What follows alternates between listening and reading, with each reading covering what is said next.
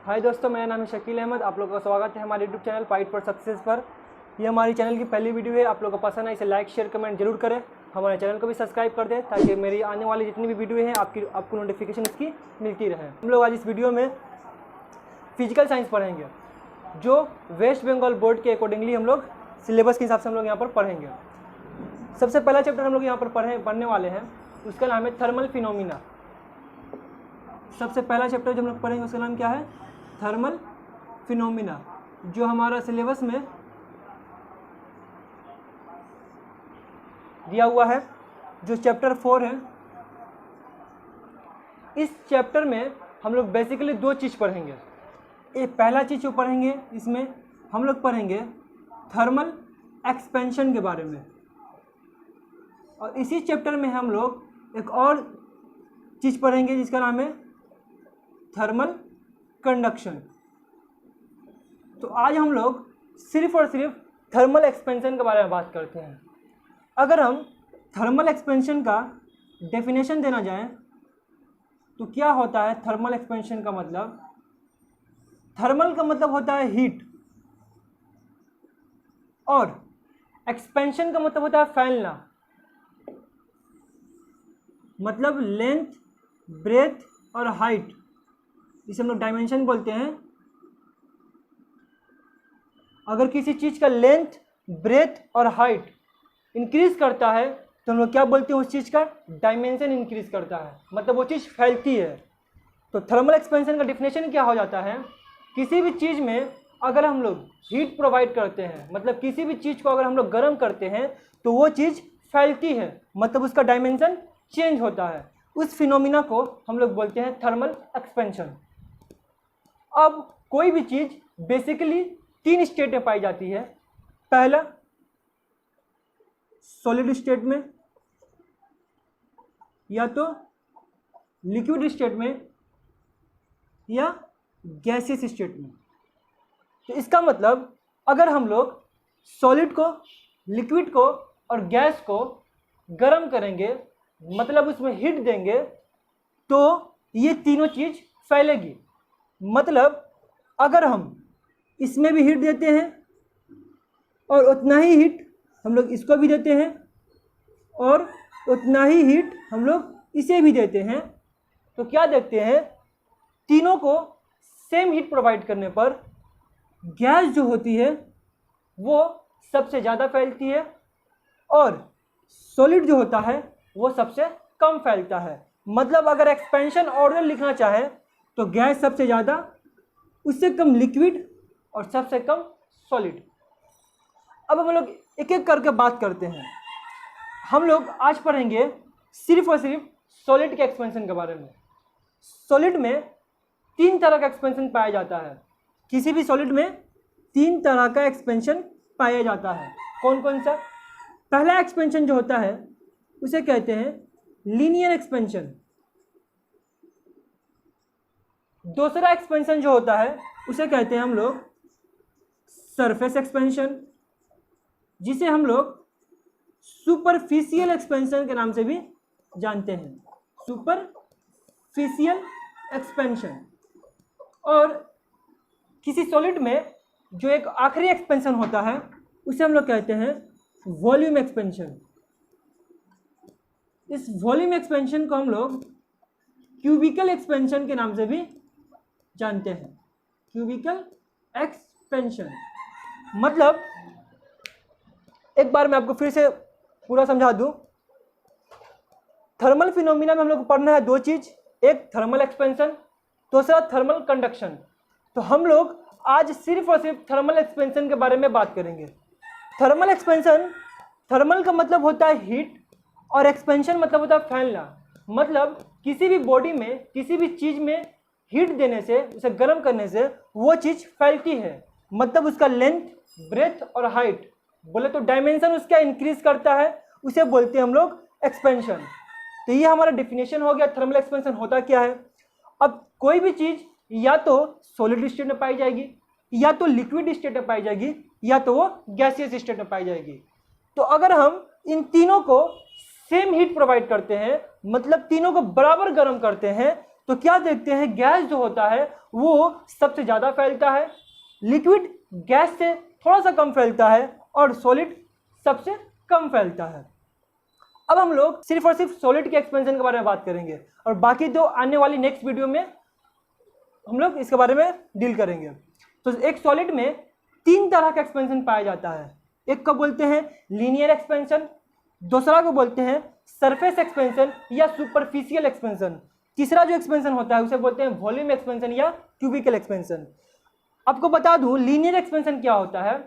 तो किसी भी बॉडी में, कोई बॉडी है काफ़ी लंबी, कोई बॉडी है जिसकी लंबाई है जो लेंथ में काफ़ी ज़्यादा है, या पतला रड भी बोल सकते हैं हम लोग, यहाँ पर कोई पतला रड है, उसे हम लोग गर्म करते हैं तो उसकी अगर लंबाई इंक्रीज करती है, मतलब यस इसका टेम्परेचर कुछ था, मान लेते हैं 50 डिग्री सेंटीग्रेड था मान लेते हैं, इसका टेम्परेचर बढ़ा के हम लोग 60 डिग्री करते हैं, तो क्या देखते हैं इसका जो लंबाई है वो थोड़ा सा इंक्रीज कर गया है।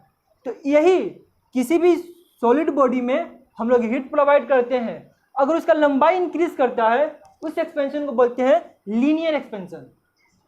सरफेस के बारे में बात करते हैं तो सरफेस मीन सरफेस, जो हम लोग का सरफेस होता है, जैसे ये बुक है, ये उसका सरफेस हो गया, इसे बोलते हैं हम लोग सरफेस। अगर इस चीज़ को हम लोग हीट प्रोवाइड करते हैं, अगर इसका सरफेस एरिया इंक्रीज करता है, इसे बोलते हैं हम लोग सरफेस एक्सपेंशन।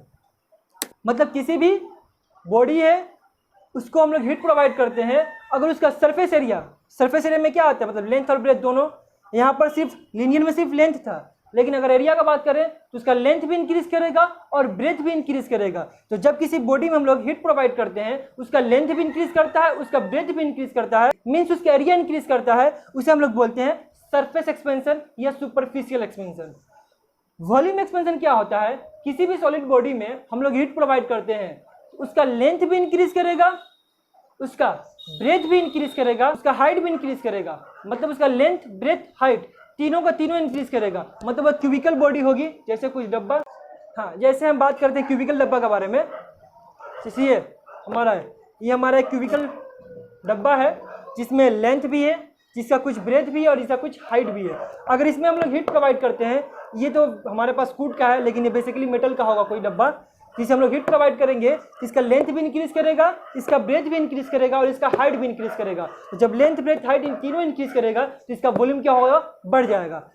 इसी को बोलते हैं हम लोग वॉल्यूम एक्सपेंशन या क्यूबिकल एक्सपेंशन। तो आप लोग को समझ में आया, किसी भी सॉलिड बॉडी में हीट प्रोवाइड करने से उसका लेंथ इंक्रीज करेगा तो लीनियर एक्सपेंशन, उसका लेंथ ब्रेथ दोनों इंक्रीज करेगा, मतलब उसका एरिया इंक्रीज करेगा तो सरफेस एक्सपेंशन, अगर उसका लेंथ ब्रेथ हाइट मीन्स उसका वॉल्यूम इंक्रीज करेगा तो वॉल्यूम एक्सपेंशन या क्यूबिकल एक्सपेंशन। आप लोग इसे नोट कर लीजिए वीडियो को पॉज कर, इसके बाद मैं आपको आगे बता रहा हूँ। हाँ, तो हम लोग बात करते हैं सबसे पहला लीनियर एक्सपेंशन। लीनियर एक्सपेंशन क्या होता है, मतलब किसी भी सॉलिड बॉडी में या कोई बॉडी है जिसकी लंबाई है, मतलब लंबाई उसकी ज़्यादा है, मतलब काफ़ी लंबा बॉडी है, उसमें हम लोग हीट प्रोवाइड करते हैं तो उसका लेंथ क्या होता है, इंक्रीज करता है, उसी को बोलते हैं हम लोग लीनियर एक्सपेंशन। तो जैसे कि मान लेते हैं मेरा पास कोई बॉडी है जिसका लंबाई है L1, मतलब इसका लंबाई कितना है L1। कब, जब इसका टेम्परेचर हम लोग T1 रखते हैं तब, मतलब इनिशियल टेम्परेचर कितना है T1, इसका लंबाई कितना है L1। अब हम यहाँ पर टेम्परेचर इंक्रीज करते हैं, T1 से टेम्परेचर इंक्रीज करके कितना कर दिए T2। जब टेम्परेचर इंक्रीज होगा तो ये बॉडी भी क्या होगा, एक्सपेंड करेगा। तो क्या होता है, जैसे ही टेम्परेचर इंक्रीज हुआ यहाँ पर T1 से T2 होता है तो ये लेंथ L1 जो था वो बढ़ जाता है और L1 से कितना हो जाता है, मान लेते हैं L2। तो ये हमारा इनिशियल टेम्परेचर, इनिशियल लेंथ, ये हमारा फाइनल टेम्परेचर और फाइनल लेंथ। जैसे मैं आपको अगर समझाना चाहूँ तो अगर मानते हैं मेरा पास कोई बॉडी है, लंबा सा बॉडी है जिसका लंबाई अगर मानते हैं 10 यूनिट है, कब, जब इसका टेम्परेचर मान लेते हैं 50 डिग्री सेंटीग्रेड है। अगर हम इसका टेम्परेचर इंक्रीज करते हैं 60 डिग्री सेंटीग्रेड करते हैं तो हम देखते हैं कि इसका लंबाई जो है मान लेते हैं 12 यूनिट हो जाता है। तो यहाँ पर क्या देखते हैं कि टेम्परेचर इंक्रीज करने से इसका लंबाई भी क्या हुआ, इंक्रीज हो गया। तो लंबाई इंक्रीज हुआ कितना, तो 12 माइनस 10, 2 यूनिट। तो वही चीज़ को यहाँ समझते हैं कि मेरा पास T1 टेम्परेचर पर लंबाई था L1, T2 पर कितना हो गया L2। तो यहाँ लंबाई इंक्रीज कितना हुआ है, तो यहाँ जो लंबाई इंक्रीज हुआ है L2 माइनस L1। जैसे यहाँ पर 12 माइनस 10, तो यहाँ पर लंबाई कितना इंक्रीज हुआ होगा L2 माइनस L1। वो जो लंबाई इंक्रीज हुआ है यानी जो एक्सपेंशन हुआ है, ये एक्सपेंशन दो चीज़ों पे डिपेंड करता है। पहला ये डिपेंड करता है टेम्परेचर डिफरेंस पर,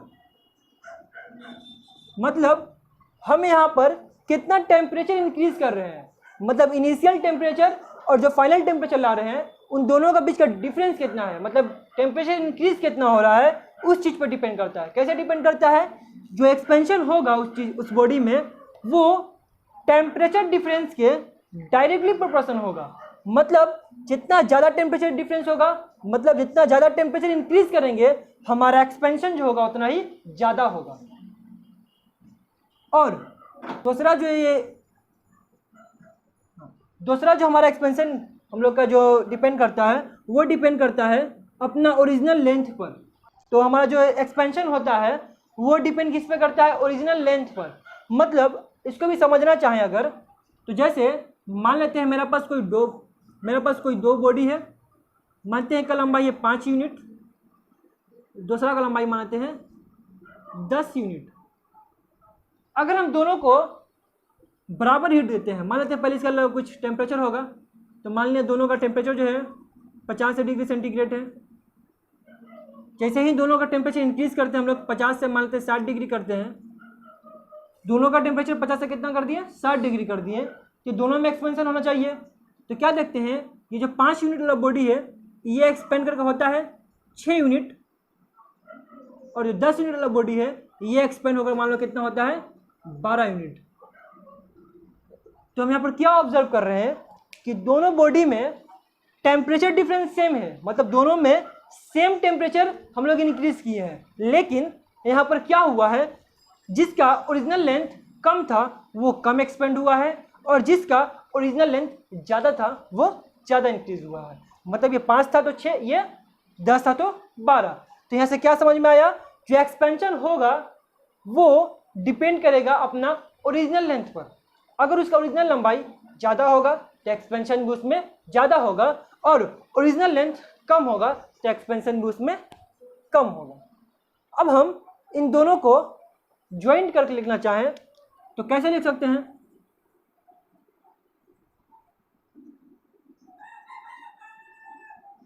क्या होगा यहाँ पर इस निशान के इस तरफ ये दोनों चीज कॉमन है, जिसे हम लोग एक बार ही लिखेंगे। आप लोगों ने पढ़ा होगा इसे मैथमेटिक्स वगैरह में। और फिर ये निशान, और ये दोनों अलग अलग है तो दोनों साथ में जरब में आ जाएगा। अब क्या करते हैं, यहाँ से हमें जो निशान होता है, अब क्या करते हैं हम लोग, यहाँ से ये जो निशान होता है इसे हटाते हैं हम लोग। तो इसे हम लोग हटाने की कोशिश करते हैं, इसे हम लोग हटाते हैं। इसे हटाने के लिए बराबर और साथ में एक कांस्टेंट लगाना पड़ता है। अक्सर हम लोग वो कांस्टेंट के इस्तेमाल करते हैं, लेकिन यहाँ पर जो कांस्टेंट यूज होगा उसका नाम है अल्फा। उसका नाम क्या है, अल्फा। और जो बाकी बचा हुआ है उसे हम लोग इसी तरह से लिख देंगे। इस अल्फा को बोलते हैं हम लोग coefficient of linear expansion. Alpha का नाम क्या हुआ, कोएफिशिएंट ऑफ लीनियर एक्सपेंशन।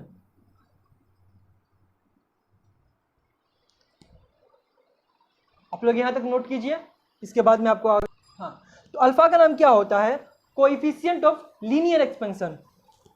मतलब अगर अल्फा का एक्सप्रेशन फॉर्मूला लिखना चाहें तो कैसे लिखेंगे, अल्फा को इसी तरफ रखेंगे और बाकी सबको बराबर की इस तरफ भेज देंगे। तो क्या हो जाएगा, इधर में पहले से L2 माइनस L1 और T2 माइनस T1 जब बराबर की इस तरफ आएगा तो वो बड़ा के नीचे आ जाएगा, वो तकसीम में आ जाएगा, और साथ में L1 को भी लाएंगे तो वो भी तकसीम के नीचे आ जाएगा, मतलब वो भी तकसीम में आ जाएगा। तो यहाँ पर हमारा अल्फ़ा का फॉर्मूला मिल जाता है।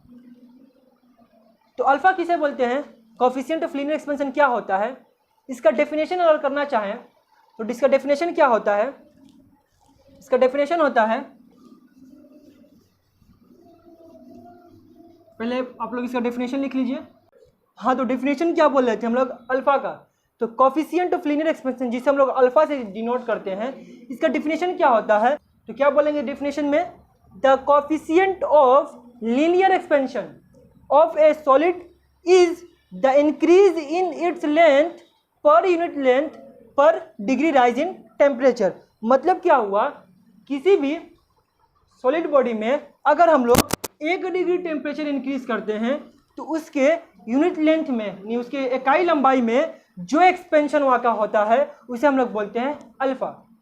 जैसे अगर समझना चाहें तो मान लेते हैं मेरा पास कोई सॉलिड बॉडी है, पतला सा लंबा बॉडी है जिसका लंबाई है, नंबर में समझते हैं, जिसका लंबाई मान लेते हैं 10 यूनिट अगर होगा, कब, जब इसका टेम्परेचर होगा मान लेते हैं कुछ भी 20 डिग्री सेंटीग्रेड, या और ज़्यादा मानते हैं गर्म के लिए 40 डिग्री सेंटीग्रेड। और जैसे ही इसका टेम्परेचर हम लोग कब 40 डिग्री से 41 डिग्री करते हैं, मतलब 1 डिग्री टेम्परेचर हम लोग क्या करते हैं यहाँ पर इंक्रीज करते हैं, तो क्या देखते हैं कि ये जो था बॉडी थोड़ा सा फैल गया, थोड़ा सा इंक्रीज कर गया है अपना लंबाई में। तो अगर मानते हैं 10 था तो लेट्स समझने के लिए 12 यूनिट कर देते हैं। तो क्या देखते हैं हम लोग यहाँ पर कि ये 1 डिग्री टेम्परेचर इंक्रीज करने से उसका लंबाई 2 यूनिट बढ़ गया है। तो यहाँ पर जो 2 यूनिट बढ़ा है उसे हम लोग अल्फा नहीं कहेंगे, क्योंकि जो 2 यूनिट बढ़ा है, जो 2 यूनिट बढ़ गया है वो 10 यूनिट बढ़ा था। हमको निकालना है कि 1 यूनिट पे कितना बढ़ा होगा। अल्फा क्या बताता है, अल्फा डील करता है कि यूनिट लेंथ मतलब इकाई लंबाई में कितना इंक्रीज कर रहा है। तो यहाँ पर जो इंक्रीज हुआ है वो 10 यूनिट पे हुआ है 2 यूनिट।